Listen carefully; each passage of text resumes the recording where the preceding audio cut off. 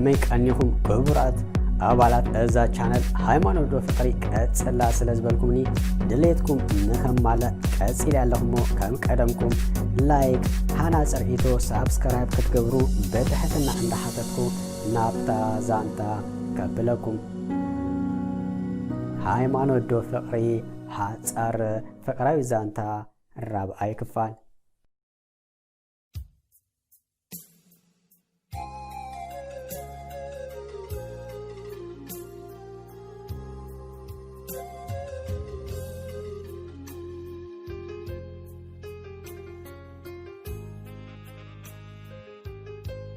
ሄለን ወላዳት ተሓጸ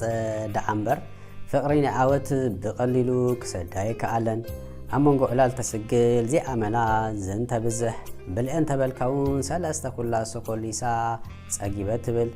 ስድራኣ ኣቕሎም ጸበቦም እንታይ ዝጉዱን በሉ ሄለንን ኣፋውፂኣ ከም ዝኾይነ ስለ ዘይበለቶም ገለ ደሂዝዋ ኮይኑ እዛ ጓለ ኢላ ኣዲኣ ማራ ተጨነቐት መሓዝ ኣግና ምክንያት ከምዚ ምዃና እንተፈለጠት እኳ ሄለን ከይትነግረዮም ንስድራ ስለ ዝበለታ ኣፋ ሂዛ ስቂለያ ብድሌትያ ዝተሓፀየቶ ገዲድና የሕፂንያ እንተንኸውንሲ ጸሊኣቶ ምስ በልና እንዳበለ ኣቦኣውን ብዙሕ እንተሰላሰለ ጸገማ እንታይ ምዃኑ መልሲ ግዳ ክረክበሉ ኣይከኣለን ኣቲ ጓለይ ዝኾንኩ እንዶ ንገርና ክትብል ኣዲኣ ዋላ ሓንታይ ኮንኩን ክትብል ሄለን ተረባረቡ ነፍሰ ወከፍ ምስ ዓወት ኮይና ዝረገጸተን ቦታ ክትርኤና ይደለን መዘናግዒ ቦታታት ካፈታት ንሱ ዝንቀሳቐሰላ ቀያሕ ኣውቶቡስ ናይ ገዛውቱ ከይተረፈያ ጸሊኣታ እምበርከ ነፍሰ ወከፍ ምንቅስቓሳታ ንዓወት እንዳዘከራ ስለ ዝረበሻ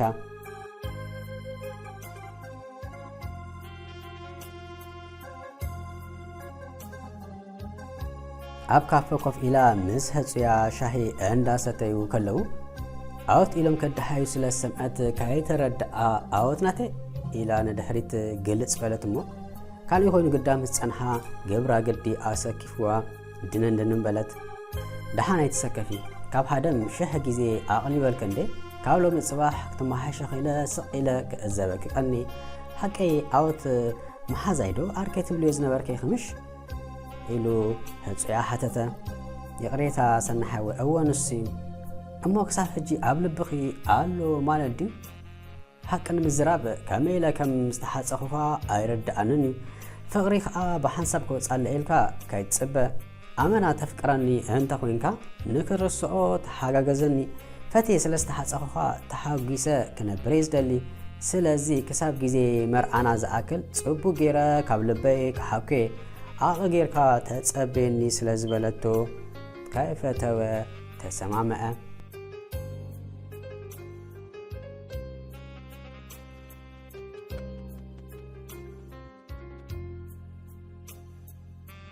እንዶ ዓወት ወደይ እዛ ቆልዓ ደኣ ስሕት ኢላ ትመጽእ ዝነበረት ናብ ዝገዛ ለንቂነስ ኣይረኣኽዋን ናይ ድሓን ድያ ሃተተት ኣዲኑ ዓወት እዋይ ዛዴሲ እንታይ ደኣ ሓንደበ ዘኪርክያ ናይ ድሓን ምስ በላ እንደይ እንታይ ከም ዝኾንኩ ኣብ ቅድመይ ምጽምጽእ ትብለኒ ድሓር ከዓ ተፈታዊት ምጩት ጓል እንድያ ኩሉ ነገራታ ስለ ዘስተባሃልኩላ ሓንሳብ እንታይ ደ ዝብል መሲልካ ዓወት ወደይ እዚኣስ ሰይትወደይ እንተ ትኸውን እኮይ ዝብል እንዳበለት ብዙሕ እኳ እንተ ተዛረበቶ ክምልሰላ ስለ ዘይረኣየት ኣንታ እንዳተዛረብኩኻ ናበይ ደኣ ተዓዘርካ እንዳበለት ሰለፉ ትንክፍ ምስ ኣበለቶ ካብቲ ኣትዎ ዝነበረ ናይ ሓሳብ ማዕበልን ተበራበረ እሞ እንታይ ኢልክንደይ እዛ ቆልዓስ ኣይትጥፍኢ በላ ኢኻ ክትፍትወኒ መዓትያ ትሰምዓኒ ዘለኻ ኣውተደይ ምስ በለቱ ደጊማ ሃራይ ምጽእ ክብላ ኢሉ ዘረብኡ ከይወድአ ሄለን እንደወለትሉ እዊ ዕድሚኣ ክነውሕ እንዳዘከርናያ ከማ እንደው ኢላ ኢሉ ደገ ኸይዱ ክዛረባ ሓሲቡ እንተነበረ ግድን ሰላም ክብላይ ስለ ዝበለቶ ካይፈተወ ሃባ ኣቲ በረኽቲ ጽብቕቲ ፍጥረት እንታይ ደኣ ጠፊእኽና ናይ ድሓን በለታ ማማ ድሓነ ኣጋጣሚ ስለ ዘይጠዓመኒ እምበር ሓቅኽን ኣይጤትፈ ኢዛ ጓለ ኢላ መሪቓ ንወዳ ቴሌፎን ሓበቶም ኣብ ደገ ወፂኡን ክዛረባ ጀመረ أنت أنت دحية تقبر كمان عايت دولن أين أفكر نديها نسبلته هلو ولا أنت نافكو خص أنت يمو لو تي كم تسأقينو أنا بستحال المتن آخر السئة هوتك مرهي زك على زلخو كمان كسب صبو غيرو نخلتنا زوج قالنا عين الدواول مسبلا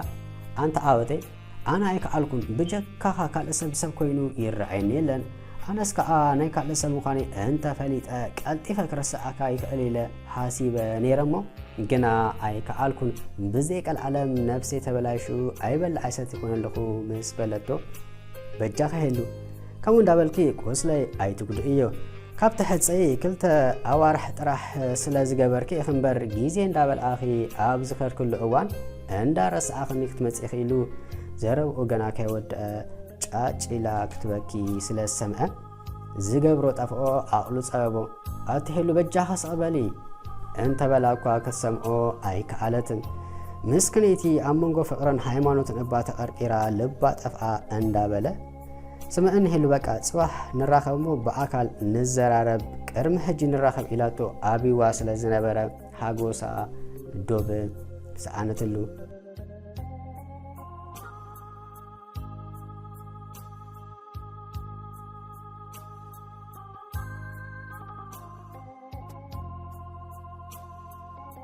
نتصبحيتو أب كافة كوفيلو كساب تمس تليفونو عند طواوق أكله أوتيلا عند قويت مسعات أمتو هلو كأسبة لكي تسبرنا أنت بلاوكا كتسمعو أي كعالتن لحر حد ساعة نمجمر تاكزيا ترخبو زلا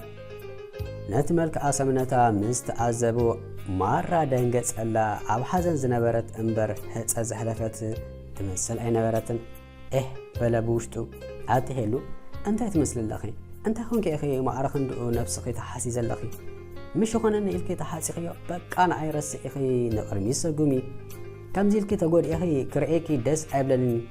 هذا ربا عينا عندها تأمتا عواتي أنت يمو خقبر أنا ونكرس أكا مدلخو كم زا داستر أبسلي لا استصحف زدمسسو أنا ون آخا دمسيسة نتهسي أنت زتكو كندي كوا دس مبلني أتا زياداي أيك ألكون لأعويكون إلى مليسا منبرس حوا نقبلتو يردعني هلني أنا نبو علي أبقال سيزا لخو سلازي بجاخ نفسخي عند حلق إلو زربو كيود أخلو أساسايت كابتشن هجا سلازي مسات سقبلا أب أمي ألال كلو هلن زساتيتو كابتشنو أب كان فرا سلاز ترخب عود إيدو سريدو عندال كسلا كلو حسويا وتفبلو زر آيو كأمن أي كألن هو هلو بلا هلن بسنبادا بدد بلت أود كنا كسم بدا هيتار عين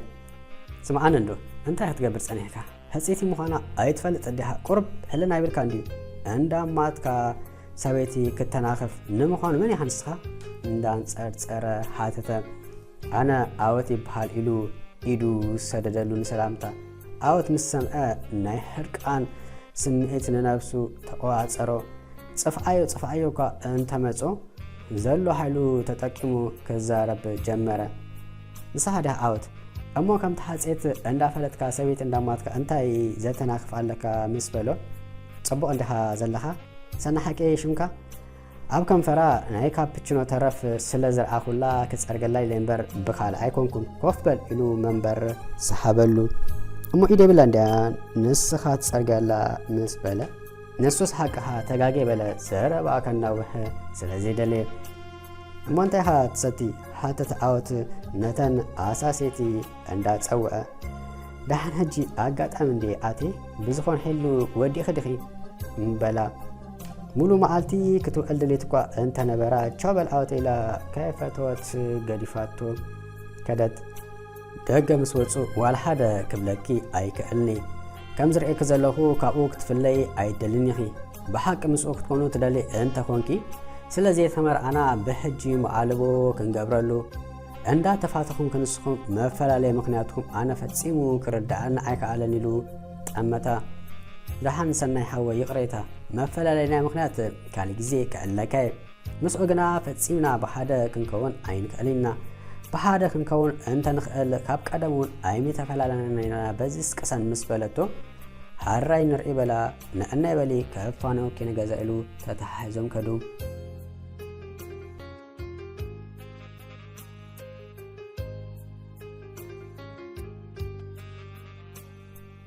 ዓወት ኣብታ ካፈ በይኑ ኮፍ ኢሉን ምስልሳል ቀጸለ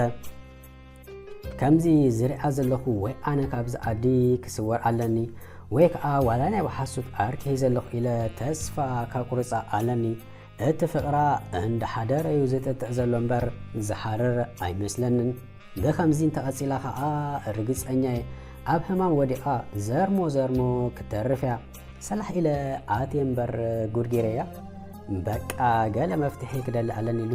ኣርኩ ደው ኢሉ ስለ ዝነበረ ናብ ኣርኩ ተበገሰ ስማዕንዶ ኣርኩ እሞ ሄለን ከመይ ኣላ መቼም ወላ ንዓና ካይ ነገርካ ውሽጢ ስራሕካ ትሰርሕ ነርካ ከምታ ዝፈከርካያ ጌርካ መወዳእታኻ ደኣ ኣይፀበቐን እምበር ምስ በሎ ኣርኩ ደፈናስከ ገላ ገፂ ለዝዓተኸ ጉዳይ ግርም ገይሩ ተላጊጹለይ ኣሎ ካብቲ መጀመርታ ሕጂ ተሓይሽ ሓቂ ንምዝራብ ተረጋጊሓ ኢኻ ኣብቲ ናይ ሕንፅያ ቅንያት ማራ ሕማቕ ኢኻ ነርካ እዋ ንሱስ ሓቂኻ ግና ዝግበር የለን በቃ እንኳ ጸልዒካ ኢላ ኣይተፈለይትኒ ሓቂ ንምዝራብ ብሃይማኖት ጉዳይ ስለ ዝኾነ ንክረጋጋእ ጠቒሙኒ ንሳ ግና ምስክነይቲ ከብድኻ ተበልዓካ ሕጂ እውን ዝወፅኣላ ኣይመስልን እዩ ምስ በለ ዓወት እንታይ ትብል ወደይ ኣመና ከዓ ተሓዊኻ እንድያ እንታይ ማዕረፍ እንድኡ ንሕፀ ፀደፍደፍ ዘብል ነይሩዋ በለ ኣርኩ እንታይ ሓሲብ ኣለኹ መሲልካ ንሰናይት ትፈልጣ እንዲኻ ይህሞ ሰናይት ምሳይ ጽቡቕ ርክብ ስለ ዘለዋ በቃ ናይ ሓሶት ኣፍቃሪት ኣይኩኒ ክብላየ ምናልባት ምስ ካልእ ሰብ ምስ ረኣየትኒ ተስፋ እንተቆረፀት ዓወት ካልእ ሓሳብ ተለካ ኣምፅእ እምበር ዝገደለ ፍቕራ ክዛይዲ ስለዚ ኣነ በዚ ሓሳብ ኣይሰማምዓን በለ ኣርኩ ደሓን ክፍቱኔ እንተ ዘይኮይኑ ካብ ቅድሚኣ ክእለ ብዝኾነ ንኣና ሕጅስ የኣኽርና ዝቢራ ኢሉ ብድድ በለ በቃ ካብ ክልተ ቢራ መቼም ከይተሓልፍ ምሂልካ ይሓምሽ ኦኬ ንኣናይ ተተሓሒዞም ይወፁ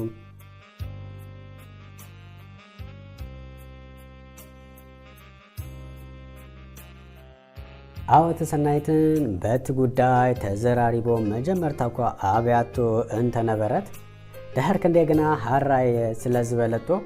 ተሰማሚዖም ካብታ ካፈ ወፂኦም ክሳብ ናብታ ኣውቶቡስ ቀሉላ ብእግሮም እንዳኸዱ ከለዉ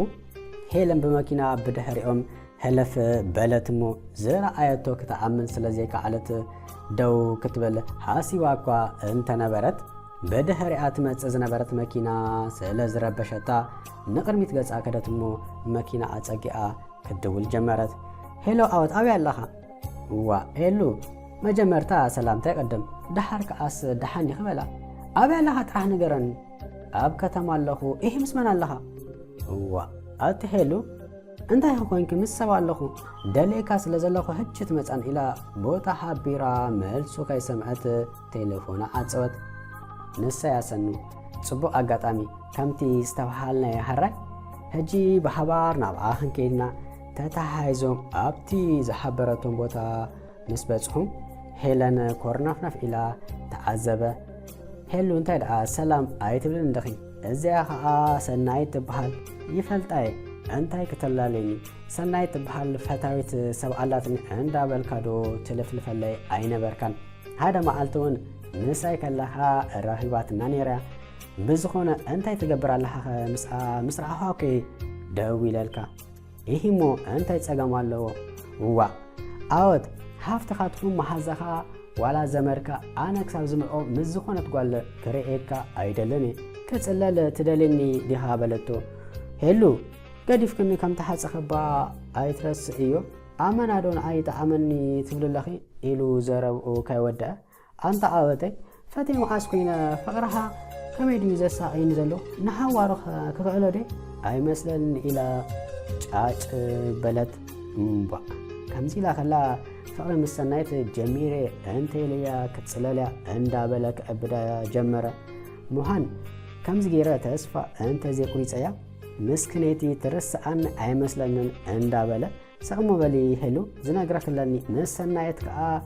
ይህሞ ሰናይት ኢላ ዘረብኡ ከለፈቶ ንሰናይት ፍቕሪ ጀሚርና ኢሉ ዘረብኡ ከይወድአ ነፍሳ ስሒታ ምስቲ ኣብ ቅድሚኣ ዝነበረ ጣውላ ስለ ዝተጋጨወት ብግንባራ ደም ክውሕዝ ጀመረ። ራብዓይ ክፋል በዚ ተወዲኡ እንተፈቲኹሞ ሓናት ፅርኢቱ ኣብ ታሕቲ ፀሓፉ ላይ ግበሩ ሳብስክራይብ ምግባሩን ኣይትሕመቑ። ክሳብ ብ5 ክፋል ንራኸብ ኣብ ዘለኹሞ ሰላምን ጥዕናን ይምነየልኩም ሰናዩ